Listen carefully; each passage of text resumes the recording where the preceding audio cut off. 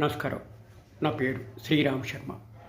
మనము ఏదైనా ట్రైన్‌లో ట్రావెల్ చేస్తూ ఉంటే దురదృష్టవశాత్తు మన పెట్టెలు గానీ, బ్యాగులు గానీ దొంగతనం అయ్యాయి. దీని బాధ్యత ఎవరిది? మీదా? ఇదే కేసును నివృత్తి చేస్తూ ఒక కన్జ్యూమర్ కోర్టు ఇండియన్ రైల్వేస్ ₹1,00,000 నష్టపరిహారం చెల్లించాలి అని చెప్పి తీర్పు ఇవ్వడం జరిగింది. ఈ కేసులో ఒక వ్యక్తి ట్రైన్‌లో ట్రావెల్ చేస్తూ ఉంటే గ్వాలియర్, ఝాన్సీ అండ్ గ్వాలియర్ ట్రైన్లోని ఇది జనవరి 2016 నాడు జరిగింది.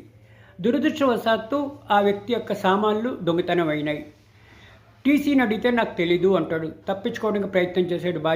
మాకు బాధ్యత లేదు, మీ సామాన్లు మీరే కాపాడుకోవాలి, మాకు బాధ్యత లేదు, రైల్వే డిపార్ట్మెంట్కి ఎటువంటి సంబంధం లేదు ఇటువంటి దొంగతనం అయితే అని చేతులు దులిపేసుకుంటే సదరు వ్యక్తి ఊరుకోకుండా డిస్ట్రిక్ట్ కన్జ్యూమర్ కోర్టులో కేసు పెట్టాడు. ఇట్లా నా సామాన్లు పోయినాయి, ఇది రైల్వేదే బాధ్యత అంటే ఇరుపక్షాల వాదనలు వినిన తర్వాత డిస్ట్రిక్ట్ కన్జ్యూమర్ కమిషను ఈ ఆదేశాలు ఇచ్చింది. దీని బాధ్యత పూర్తిగా రైల్వే డిపార్ట్మెంట్దే అని చెప్పి ₹1,00,000 నష్టపరిహారం చెల్లించాలి అని ఈ విధంగా తీర్పు ఇవ్వడం జరిగింది.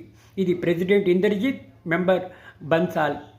దీన్ని బట్టి ₹20,000 డ్యామేజెస్ కూడా ఇచ్చింది, ₹8,000 కోర్టు ఖర్చులు ఇచ్చింది, ₹1,000 నష్టపరిహారం ఇవ్వడం జరిగింది.